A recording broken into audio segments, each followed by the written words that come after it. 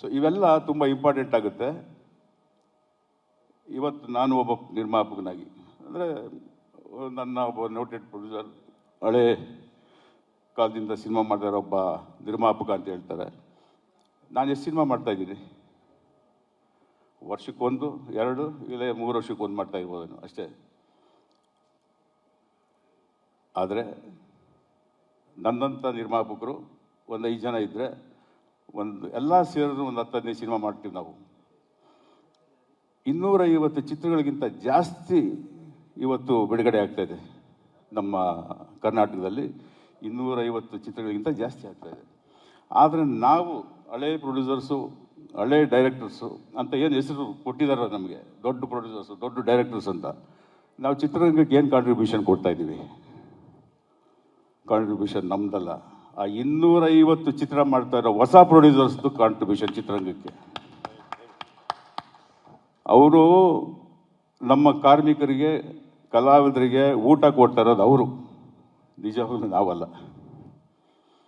ನಾವು ಯಾವಾಗಲೂ ಹಬ್ಬಕ್ಕೆ ಊಟ ಕೊಡ್ತೀವಿ ಅಷ್ಟೇ. ಒಂದು ಹಬ್ಬ ಬಂದಾಗ ವರ್ಷಕ್ಕೆ 4, 5, 6 ಹಬ್ಬ ಬರುತ್ತಲ್ಲ, ಆಗ ನಾವು ದೊಡ್ಡ ನಿರ್ಮಾಪಕರು, ದೊಡ್ಡ ನಿರ್ದೇಶಕರು ಆವಾಗ ಊಟ ಕೊಡ್ತಾ ಇದ್ದೀವಿ ನಮ್ಮ ಚಿತ್ರರಂಗಕ್ಕೆ. ಅರ್ಥ ಆಯ್ತಾ? ಅದನ್ನು ಬ್ರೇಕ್ ಮಾಡಿದ್ದು ಮಾರ್ಕ್. ಅರಳಿ ಜೋರ್ ಚಪ್ಪಾಳೆ ಇದಕ್ಕೆ. ಇವತ್ತಿನ ಟ್ರೆಂಡಲ್ಲಿ ಸುದೀಪ್ ಅವರು ಇದನ್ನು ಹೇಳಿದರು. ನಾನು ಸತ್ಯವಾಗ್ಲೂ ಹೇಳ್ತೀನಿ, ಈ ಕತೆ ಒಂದು ಹೇಳಿದರು, ಬಟ್ ಆಗುತ್ತಾ ಇದು? ಬಟ್ ಇವ್ರು ಮಾಡ್ತಾರೆ, ಇವ್ರಿಗೆ ಸಪೋರ್ಟಿವ್ ಆಗಿ ಲೊಕೇಶನ್ಸ್ ಆಗ್ಬೋದು, ಎಲ್ಲ ಇವತ್ತಿನ ಮನ್ಸು ಮಾಡಿದ್ರೆ ಏನು ಬೇಕಾದ್ರೂ ಆಗುತ್ತೆ. ಬಟ್ ಅವರೊಬ್ಬರು ಶ್ರಮ ಪಟ್ಟರೆ ಆಗಲ್ವಲ್ಲ, ಅವ್ರ ಆ ಥರ ಒಂದು ಟೀಮ್ ಇಟ್ಕೊಂಡಿದ್ದಾರೆ. ಸೊ ಒಳ್ಳೇದಾಗುತ್ತೆ, ಒಳ್ಳೇದಾಗಲಿ ಅಂತ ನಾನು ಅನ್ಕೊಂಬಂದೆ. ಸುದೀಪ್ ಅವರೇ, ನಿಮ್ಗೆ ಎಷ್ಟು ಥ್ಯಾಂಕ್ಸ್ ಹೇಳಿದ್ರು ಕಮ್ಮಿನೇ. ಏನಕ್ಕೆ ನಿಮ್ಮನ್ನೇ ಪಾಯಿಂಟ್ ಮಾಡಿ ಹೇಳ್ತಿದ್ದೆ ಅಂದರೆ, ನಿಮಗೆ ಗೊತ್ತು, ನಾನು ಇರೋದು ಓಪನ್ನಾಗಿ ಮಾತಾಡೋನು. ಒಬ್ಬ ಹೀರೋ ಇವತ್ತು ಬರೀ ಸ್ಕ್ರೀನ್ ಮೇಲಲ್ಲ, ಸೆಟ್ ಮೇಲೂ ಹೀರೋ ಆಗಿದ್ದರೆ ಈ ಥರ ಸಿನಿಮಾ ಮಾಡ್ಬೋದು. ತಮಾಷೆ ಅಲ್ಲ, ಯಾಕಂದ್ರೆ ನಾನು ಇವತ್ತು ಸಿನಿಮಾ ಮಾಡ್ತಾ ಇದ್ದೀನಿ, ಮಾಡೋಕ್ಕಾಗದೆ ಸುಮ್ಮನೆ ಆಗ್ಬಿಟ್ಟಿದ್ದೀನಿ. ನಾನು ಇಷ್ಟು ದೊಡ್ಡ ಸಿನಿಮಾನ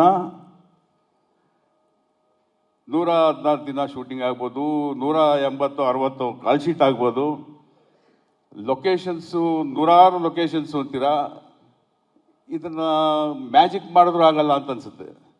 ಇವತ್ತು CGಯಲ್ಲೂ ಆ ಥರ ಒಂದು ನಾವು ಸೆಟ್ ಮಾಡ್ಕೊಂಡು ಮಾಡಿದ್ರು CG ವರ್ಕ್ ಮಾಡಬೇಕು ಅಂದ್ರೆ ಇವತ್ತು ನಿರ್ಮಾಪಕರಿಗೆ, ನಿರ್ದೇಶಕರಿಗೆ ಗೊತ್ತು, ಅದೇ ಒಂದು 3 ತಿಂಗಳು 6 ತಿಂಗಳಿಗೆ ಟೈಮ್ ಆಗಿಬಿಡುತ್ತೆ.